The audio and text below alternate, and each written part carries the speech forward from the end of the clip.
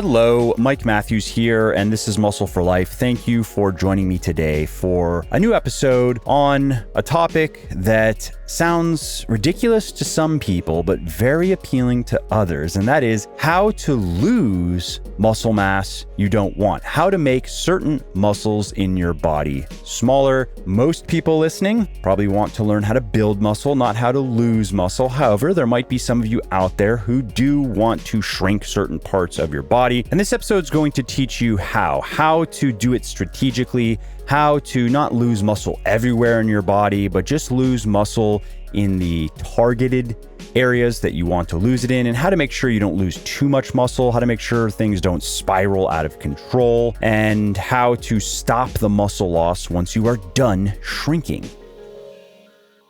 Okay, so let's start this discussion with a caveat, and that is that generally speaking, you shouldn't be trying to lose muscle. Generally, that is a bad idea because muscle not only helps you move and helps your body function properly, it also helps you maintain good metabolic health. It improves quality of life. It helps you avoid various types of disease and dysfunction. It is linked to better recovery from trauma and illness and just longer living in general. Generally speaking, the more muscle you have, the longer your life is going to be. Now, of course, there are exceptions to that rule. For example, if someone abuses anabolic steroids for a long time to gain supraphysiological amounts of muscle, that is not necessarily associated with a longer lifespan and is generally associated with a shorter lifespan because of all the drug use. But for us natural weightlifters who also aren't training so intensely that we are running our body into the ground,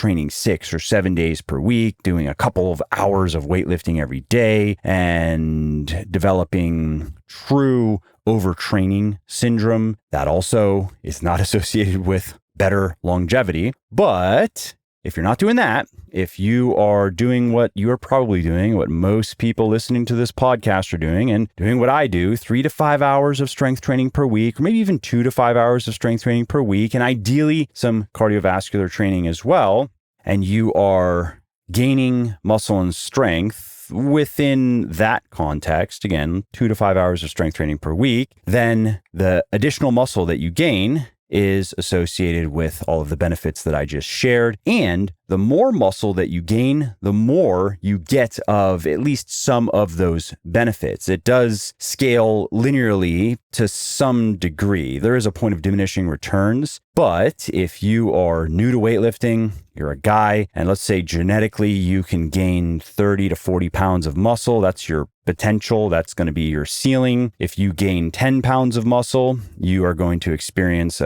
1 degree of the benefits that I shared. And then if you gain 20 pounds of muscle total, so you add 10 pounds to that, you are going to experience even more of the benefits that I shared. It may not be exactly double, but more of the benefits that I shared with you. And then you're now at 20 pounds of muscle gained. And let's say you push hard and you push all the way to your genetic potential, and you've now gained 30 or 35, or maybe you make it all the way to 40 pounds of muscle gained. You are now experiencing even more of the benefits that I shared compared to when you had, say, 20 pounds of muscle. And of course, the same thing applies to women. The numbers are just smaller. The total amount of potential muscle gain is probably about half of what it is in men. And so then most people should be focused on gaining muscle and strength, not losing muscle and strength. However, sometimes people feel like certain parts of their body are too big, and sometimes that is because they have very developed muscles in those parts of their body. They've gained a lot of muscle in certain major muscle groups. Sometimes they've gained a disproportionate amount of muscle in certain muscle groups, and they don't like the look. Now, I will say most of the conversations around losing muscle that I've had over the years are with women, and sometimes the problem is actually not the muscle, but it's the amount of body fat. And the better solution is to lose the body fat, not the muscle. Yes, they could lose muscle and shrink that part of their body, but it's not going to be the look that they are going for if they just lose muscle and retain a lot of the body fat in the area, because that's how you end up looking kind of skinny fat. And so sometimes the solution, whether it's a man or a woman, is to first reduce body fat levels and then assess the offending area of the body that appears to be overdeveloped. So for example, in a woman, I would recommend that she gets her body fat level down to probably about 20%, something between 20 and 25%, which is going to be a very athletic look. And that's also a very healthy level of body fat. In women, anything between 20 and 30% is generally healthy. However, 20% is generally going to be healthier than 30%. There are going to be certain metabolic and physiological advantages to 20% compared to 30%. Generally speaking, less body fat is better. Similar to more muscle is better, less body fat is better. Now, of course, you can take that to an extreme and get way too lean, and then you can harm your health, but that's very hard to do. That doesn't happen without deliberate and prolonged effort, meaning extended caloric restriction, a lot of exercise, and then careful calorie maintenance to stay that lean. It doesn't just happen spontaneously, at least in most people. And so anyway, what I recommend for women is that they get down to about 20 to 25% body fat, assess their physique. In men, get down to something between 10 and 15% body fat, assess their physique. And if they do that and still feel that a certain area of their body is just too big, or if they don't need to do that, to know, I can think of a couple of people in the gym that I go to, one guy in particular who has done powerlifting for a long time. I would guess that his body fat level is 20 to 25%, maybe even as high as 30%. And his lower body, particularly his butt, is huge. He has gained a lot of muscle. He also has gotten very strong. He has squatted over 500 pounds. So in his case, although I would recommend losing body fat for the purposes of health, he could know that he has a very developed lower body. And if he didn't quite like that look anymore, that he would need to lose some muscle in his lower body. Because even if he did get down to 10 to 15% body fat, he would have a very big lower body.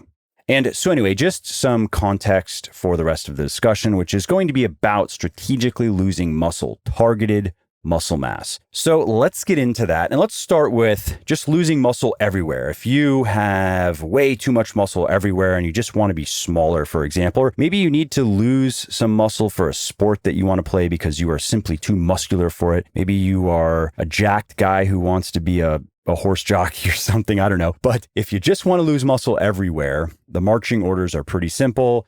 You want to do basically no resistance training, definitely no weightlifting, and really no resistance training at all, because research shows that it does not take all that much of a training stimulus to maintain muscle and strength. You can maintain all of the muscle that you have, for example, with probably no more than 5 hard sets per week. Just 5 sets for each major muscle group. And of course, you could do compound exercises to deliver that volume to multiple muscle groups at the same time. So you could really be looking at maybe a 45-minute workout, full body workout. Maybe you do 2 of them per week, and you could maintain more or less all of the muscle that you have. And if you were to make sure that at least a couple of those sets were very heavy, you probably could maintain most of your strength as well. So it's important if you want to lose muscle, no weightlifting, and really no resistance training. You also are going to want to do a fair amount of cardio. I would say do at least a few hours, at least like 3 to 5 hours of lower or moderate intensity cardio every week. You're going to want to restrict your calories because that is going to blunt muscle protein synthesis, which is the creation of new muscle proteins. It also has to do with repairing muscle proteins, which has to do with maintaining muscle mass. So you're going to want to be in a calorie deficit,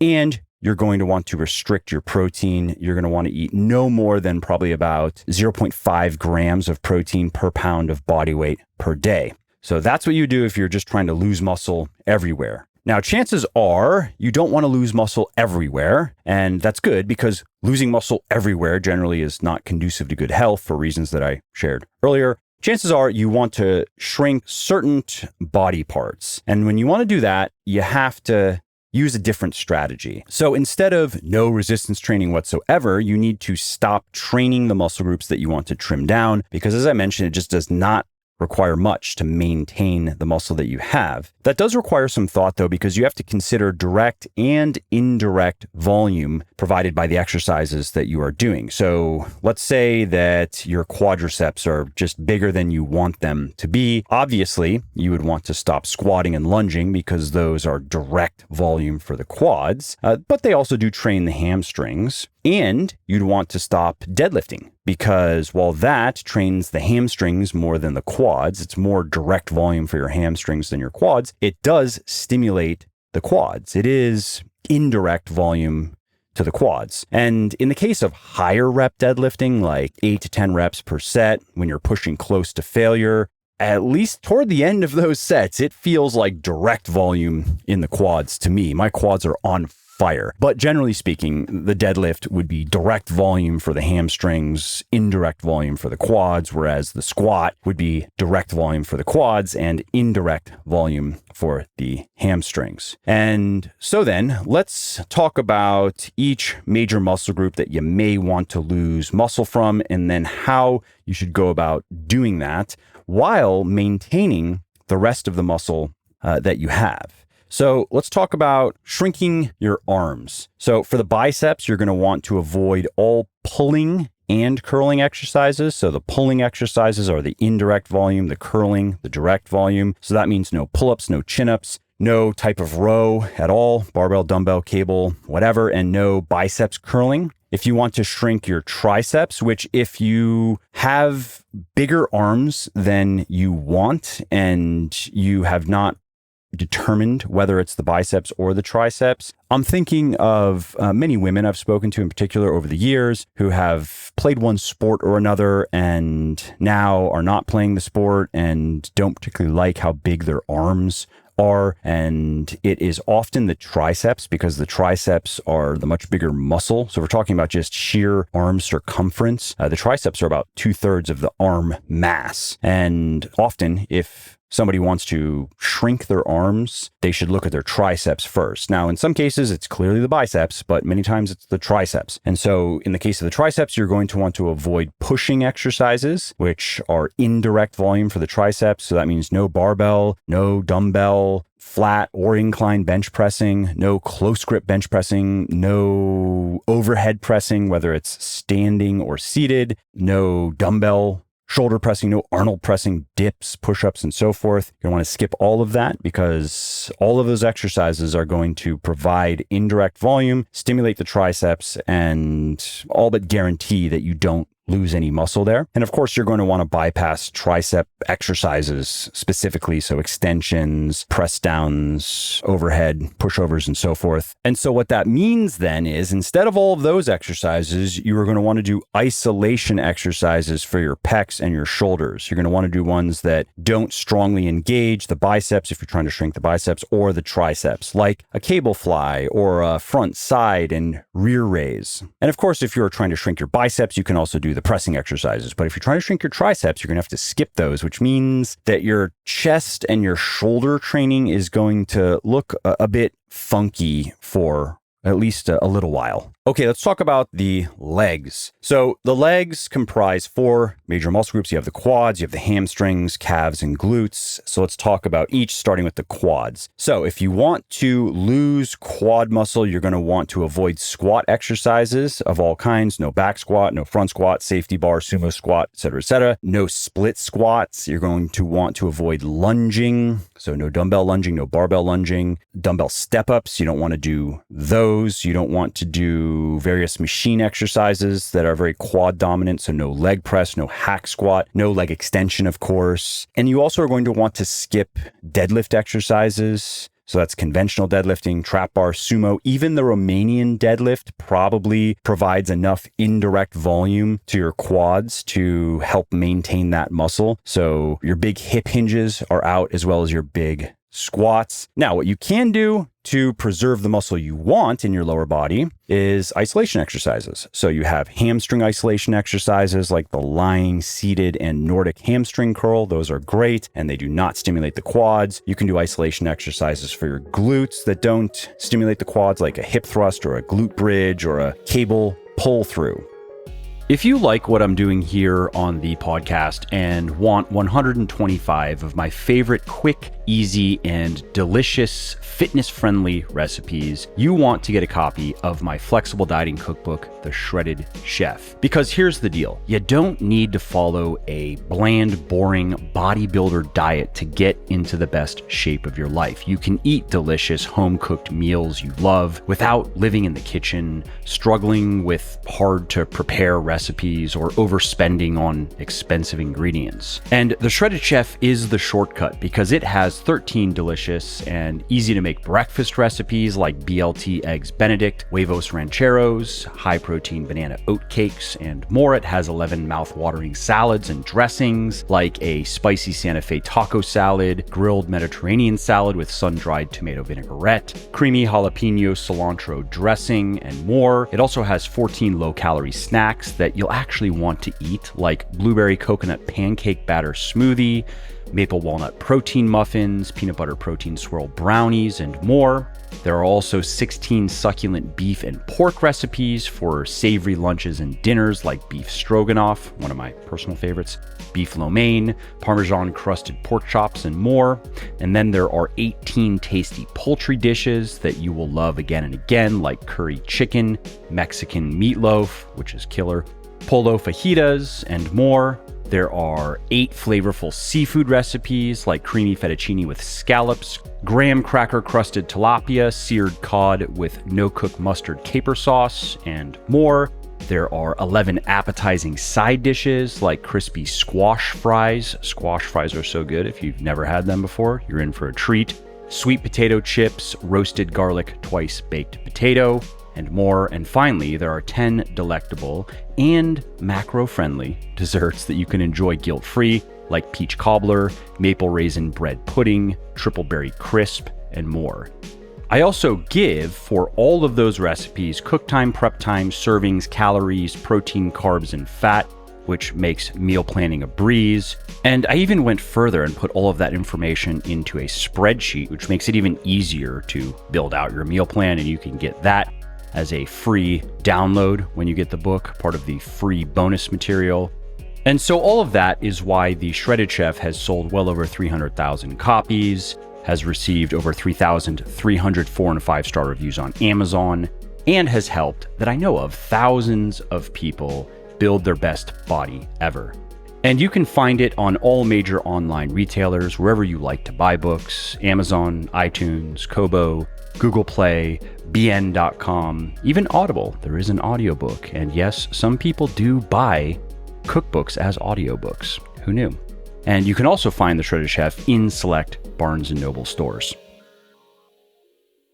All right, now let's talk about losing hamstring muscle, which I'm going to say is rare. I can't remember anyone actually reaching out asking how to shrink their hamstrings because they're smaller muscles to begin with. It has always been the quads. And again, it's usually been women, but there have been some men who have developed, like I can think of a couple of cyclists I've heard from who were doing a lot of cycling for a long time, very big quads, smaller upper body, and they just didn't like the look and they weren't doing all the cycling and wanted to shrink their quads. I can think of some women I've heard from over the years who played various sports and developed a lot of quad strength and quad size, but never anybody who wanted to shrink their hamstrings. However, just to be thorough, I'm going to include it here. And this is going to require no squatting, no lunging, and no deadlifting, because the squat and the lunge provides indirect volume to the hamstrings. The deadlift provides direct volume, which means then that you are going to have to stimulate your quads with isolation work without stimulating your hamstrings. And the same thing goes for your glutes. And that means the leg extension is going to become your friend. You're going to have to do a lot of leg extensions. There aren't going to be many other options that I would recommend that are going to ensure that your hamstrings are not getting stimulated enough to either retain the muscle that you have or dramatically slow down the process of shrinking the hamstrings. And so again, a lot of leg extensions and the glute exercises that I mentioned are also fine to do. All right, the calves, which nobody has ever wanted to shrink. But again, just to be thorough, I'm going to talk about it. How do you lose calf muscle while retaining your quads and hams and glutes? This is trickier because our calves keep us upright when we're standing, when you're walking, and so they actually get a fair amount of stimulus to maintain their size, even if you are not lifting weights. That said, if you are doing any direct volume for your calves, any sort of calf raises, of course, you are going to want to cut that out. And if you currently are doing direct calf training and you cut it out, you probably will see at least a little bit of shrinkage in your calves. It might be actual muscle loss. It might just be the loss of the residual pump that you retain after you train a muscle group, usually for a couple of days. So that should help. But if that's not enough, then you also are going to have to stop doing compound lower body exercises that put a lot of stress on the calves.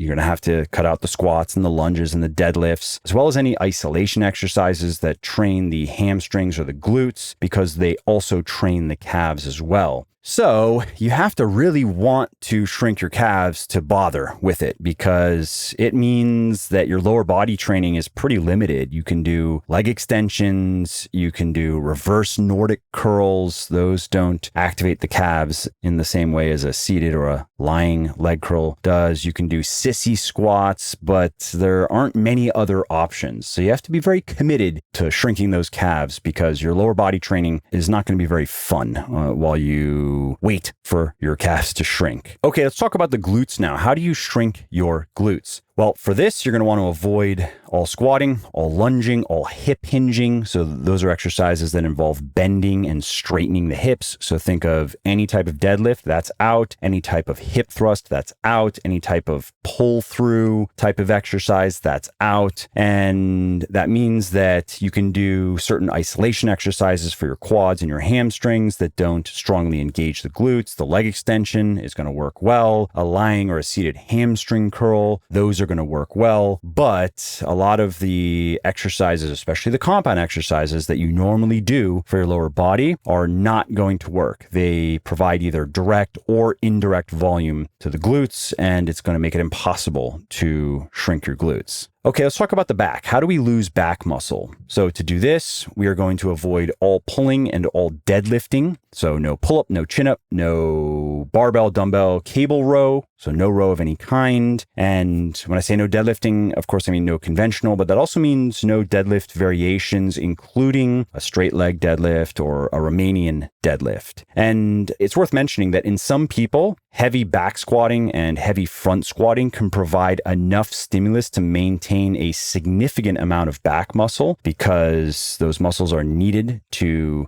keep your spine in the position that it needs to stay in when you're squatting. And if you find that's the case for you, then you are going to have to cut out those exercises as well. So you're going to want to stick to lunges. Lunges are great because you can get a good lower body stimulus without putting as much stress on your back muscles. And various machines that don't heavily involve your back muscles, like the leg press, the hack squat, those will work. Various isolation exercises, the leg extension will work. Any type of hamstring curl will work. Seated hamstring curl, lying hamstring curl, Nordic curl. Okay, what about shoulders? How do you shrink your shoulders? For this, you're going to want to avoid all pressing exercises. So that's horizontal pressing as well as vertical. So that means no chest pressing exercises whatsoever and no overhead pressing. And then you are going to want to skip all shoulder isolation exercises, no front raises, no side raises, no rear raises, because while each of those exercises do emphasize one of the three deltoids over the others are stimulated to some degree. Now, of course, the exception to that would be the rear delts in the case of the front raise, very little stimulus, and the front delts in the case of the rear raise, very little stimulus. But if you are trying to shrink your shoulders, chances are you want to shrink your side delts in particular. It's not going to be your rear delts. Those are relatively small muscles. Even when they're very developed, they are small muscles and they appear on the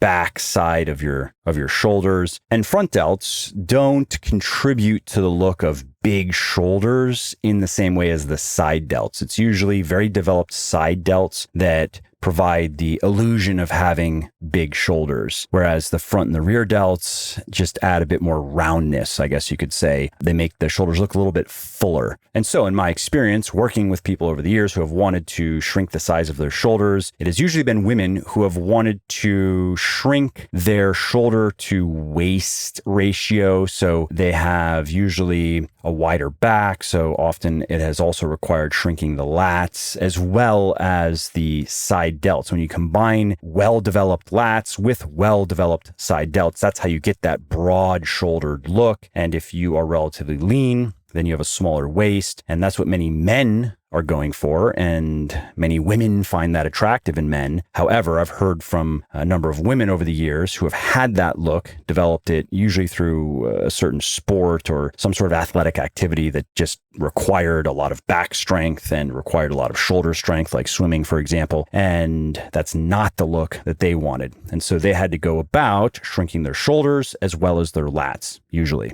And so that's the prescription for reducing shoulder stimulation. What about your pecs, though? You're going to want to keep training your pecs. You're going to want to keep training your triceps, of course. And for those things, you can do isolation exercises, particularly for the pecs that don't strongly engage the shoulders, various types of flies, whether it's a machine fly, like a cable pec deck type situation, or it could be a cable fly, or it could be even a dumbbell fly. Dumbbell pullover could also work, or a cable version of that, or a machine version of that. And for your triceps, you can do your normal triceps exercises are going to be fine. Those are not going to stimulate the shoulders. Okay, let's talk about losing chest muscle now. For that, you are going to want to avoid all pressing, horizontal pressing, like chest pressing, of course, as well as vertical pressing, though, as well as overhead pressing, shoulder pressing, because that shoulder pressing does provide indirect volume for the pecs, particularly for the upper part of your pecs. And so no pressing and no fly exercises. So what that means then is you're going to use isolation exercises to maintain your shoulders and your triceps that don't strongly engage your pecs. You have front, side, rear raises. That takes care of your shoulders. You could do a skull crusher. You could do an overhead triceps extension. You could do a triceps push down. Those could easily take care of your triceps. And so we have now gone through the major muscle groups. We've gone through the training strategies. Let's talk diet now. What should you be doing with your diet when you are trying to lose muscle? So it goes back to what I shared earlier in the podcast. You are going to want to maintain a calorie deficit unless you're already very lean, in which case I would recommend maintenance calories. And by very lean, I mean sub 10% if you're a man, sub probably 17, 18% if you're a woman. And getting leaner is just not going to be good for your health. Now, that's usually not the case, at least in the many discussions I've had over the years about losing muscle. Often people who want to lose muscle do have room to lose fat. And in fact, often would even benefit from some fat loss as well. So to lose fat, of course, you have to maintain a calorie deficit, but you want to also eat a low protein diet, and that is going to accelerate the process of losing muscle because it's going to impair muscle repair and growth. And that may mean that you're going to lose some muscle elsewhere in your body. I'm going to record an episode in the next week or two on just how little protein you can eat before you stop losing muscle. But it's somewhere around 0.5 grams of protein per pound of body weight per day. That's what you want to target when you are intentionally trying to lose muscle. And if you do lose a little bit of muscle in the muscle groups that you are still training, that you don't want to lose muscle in, it's okay, because that muscle is going to come back very quickly when you get back to normal dieting, you increase your protein intake, and you get back to normal training. So don't worry too much about that. Set up your diet to assist in the muscle loss, the targeted muscle loss that you are trying to produce by modifying your training. If you skip the diet part, it's just going to make the process take longer, and you may not even get there, depending on your genetics, depending on how muscular you naturally are, depending on how your body responds to training. You might need this diet component to even reach your goal. But if that's not the case, if you could get there simply by modifying your training, you're going to get there faster, and probably quite a bit faster by also following the diet advice. And again, if you lose a bit of muscle elsewhere, you lose a bit of strength elsewhere, it's going to come back very quickly because of muscle memory, which is very real. If you want to learn about that, head over to legionathletics.com, search for muscle memory. You can check out an article I wrote on it, the science of it, as well as a podcast is linked there as well. And so then what you want to do, maintain this calorie deficit, something around 20 to 25% fewer calories than you burn every day. And that's going to help you lose muscle, again, by impairing muscle protein synthesis. So when calories are restricted, the body is not able to repair and build new muscle proteins nearly as effectively as when calories are not restricted. So we're going to use this to our advantage. Of course, you're going to lose fat too, so you may consider that a consolation prize to offset any distress caused by unwanted muscle loss. And by the way, if you are not sure how to set up your calories, how do you create a meal plan, for example, that provides 75, 80% of the calories that you burn every day, head over to legionathletics.com, go to the Learn section of the menu, go to Tools, and check out the Calorie Calculator tool and put in your information, and it will lay everything out for you. There are also some frequently asked questions beneath the calculator that helps explain how it works and answers some questions you might have about how it relates to weight loss and how do you count and track these calories? Do you need to count and track these calories and so forth? Okay, so that's one part of the diet equation here. The other part is protein intake, which I've mentioned this number a couple of times, but I'm going to say it again. Eat no more than 0.5 grams of protein per pound of body weight per day. You can set that as your target. I would not recommend going much lower than that because that could lead to unwanted whole body muscle loss. But research shows that that's enough to maintain your health, but not enough to maintain muscle that you are not regularly training. And so that's it for the diet, the important parts. The rest are the obvious parts. Eat plenty of nutritious food and avoid highly processed foods. Don't eat too many junk calories and so forth. So now let's talk about expectations. How long will you have to do this for? That's going to depend on activity level, mainly. If you were bedridden, for example, you're going to lose muscle quickly. You can lose a significant amount of muscle in as little as a week if you were just completely sedentary. But I don't recommend 7 days in bed, so it's going to take a little bit longer. For example, studies show that people who stop training but continue doing just regular daily activities, so walking and putting on clothes and washing things, doing household chores and so forth, don't start to lose muscle until about 3 weeks. It takes about 3 weeks for muscle loss, actual muscle loss, not necessarily muscle shrinkage. That can occur in the first week or two. You lose the residual pump. Maybe you lose some of the intramuscular fluid, but that's not lean contractile tissue. That is size that comes back very quickly once you start stimulating the muscle again, which is what we don't want. We want to actually lose lean contractile tissue. So once we start training these muscle groups again, they don't just blow back up to their previous size. So that takes a little bit longer. That occurs in most people who stop training at about the 3 to 4 week mark is when that starts to occur.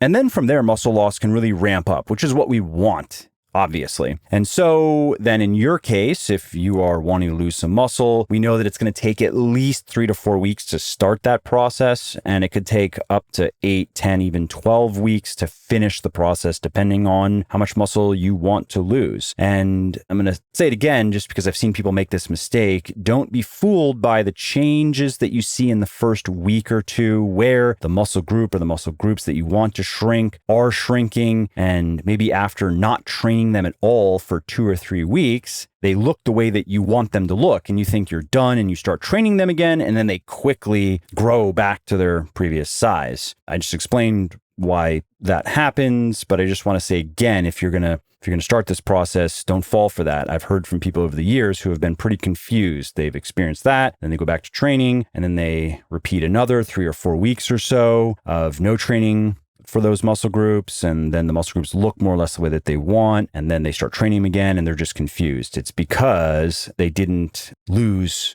enough actual muscle, if any at all. So we want to make sure that we're losing lean muscle mass, and that takes more time than 2 or 3 weeks, even 4 weeks. And I should mention that in outlier cases, more the exception than the rule, but in some cases, it can take many months of very little stimulation for a muscle group, especially a bigger, stronger muscle group, big back muscles, big lower body muscles. I mean, 6-7 months of the training strategies that I shared in this podcast, not the diet strategies. You're not going to be able to diet like that for 6 or 7 months. You're going to have to stop at some point because you're going to get very lean, and then getting even leaner is unhealthy, but it can take many, many months to shrink a bigger, stronger muscle group in particular to the desired size. And so in your case, if you suspect that it's going to take more than 4, 5, 6, 7, 8 weeks, it may, and that's fine. You just need to be patient. And so diet for as long as you can, but if it's going to take 6 or 7 months, don't try to maintain a calorie deficit for 6 or 7 months. If you're a guy starting at, let's say, 15% body fat, and that now is almost like a diet for stepping on stage. If you were to really stick that out, you would end very, very lean. You would end at 4 or 5% body fat or something. And that is not healthy to get that lean. It is completely unsustainable. And so if you're a guy, stop your dieting at 8, 9, 10%, and then just switch to maintenance calories, keep your protein low, and just know that the rate of muscle loss is probably going to slow down because of that, but that's fine. Patience. For women, stop your dieting, probably 15, 16, 17%, something like that, maintenance calories, and just stay patient. Now, a couple of other asterisks that I want to address before signing off. One is someone who wants to lose lower body muscle, whether it's glutes, hamstrings, quads, calves, and they play a sport that involves a lot of jumping and sprinting. That is going to slow the process of muscle loss down, and in some people, it can slow it down significantly. It can even halt it at some point, depending on how much muscle the person wants to lose. Simply doing a lot of sprinting, a lot of jumping, this is going to be several hours per week. That can be enough to maintain a fair amount of lower body muscle and strength.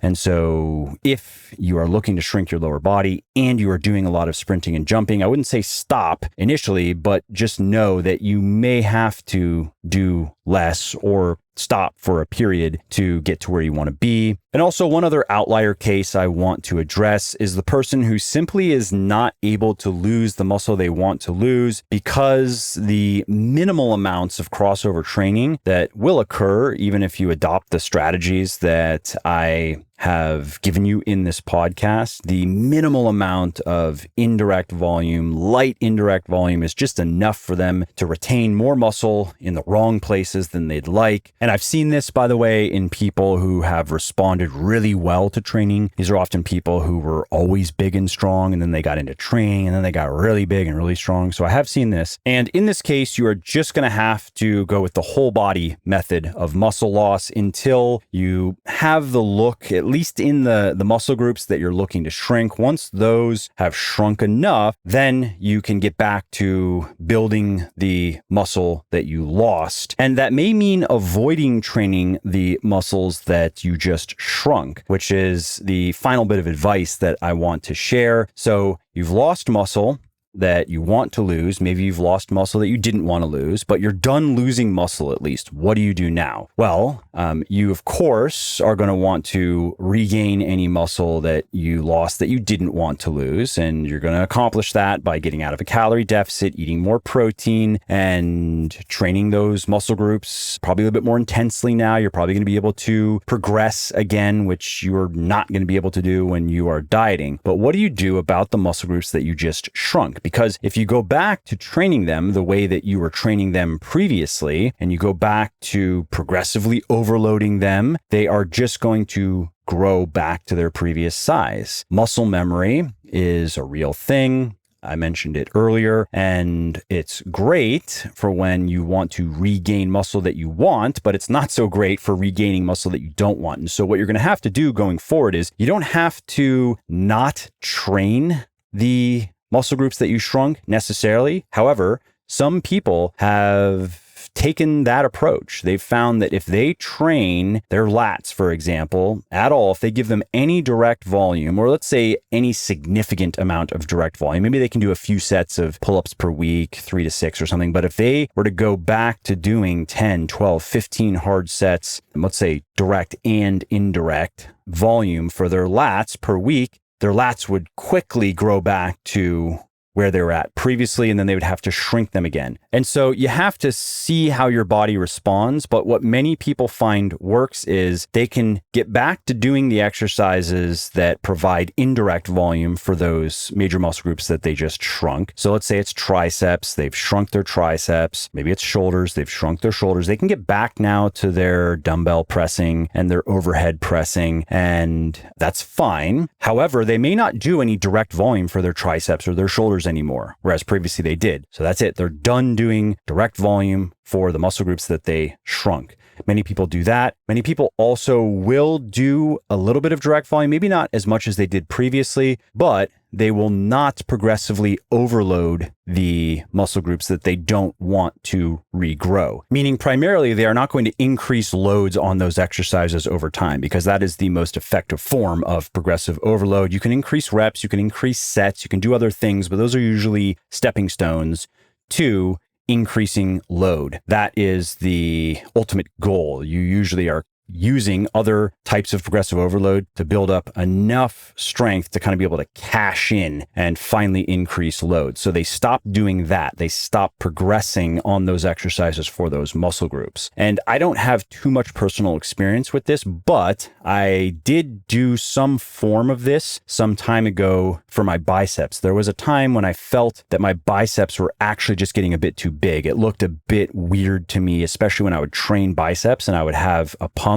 I look back now and I disagree with previous me. I think that my biceps were fine, but that's the way I felt about it at the time. And so what I did was I cut out all direct biceps training and only gave my biceps indirect volume from my back exercises. And that did gradually shrink the size of my biceps over the course of, it took a long time. I did that for probably a year to a year and a half. And I didn't measure my arms, but I did lose a little bit of size. And part of that is going to be just the loss of the residual pump that comes with training. I doubt I actually lost any muscle. If I look in my training logs, I'm just thinking now in my mind that my weights today are more or less comparable because I'm back to training. I'm doing direct volume for my biceps again. And I am more or less just as strong today, actually, as I was back then, which tells me that I almost certainly did not lose any muscle, but I did lose some size. And that would have just been the loss of the residual pump,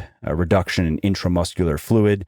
So my biceps looked a little bit smaller. And so I suppose that's also an option to consider, but that was a minor change. It's something that really probably I only noticed. Other people didn't even notice. Maybe it reduced my biceps by like 1/2 of an inch or something. But if I really wanted to make my biceps smaller, that wouldn't have been enough. Well, I hope you liked this episode. I hope you found it helpful. And if you did, subscribe to the show because it makes sure that you don't miss new episodes. And it also helps me because it increases the rankings of the show a little bit, which of course then makes it a little bit more easily found by other people who may like it just as much as you. And if you didn't like something about this episode or about the show in general, or if you have ideas or suggestions or just feedback to share, shoot me an email, mike@muscleforlife.com, muscleforlife.com, and let me know what I could do better or just what your thoughts are about maybe what you'd like to see me do in the future. I read everything myself. I'm always looking for new ideas and constructive feedback. So thanks again for listening to this episode, and I hope to hear from you soon.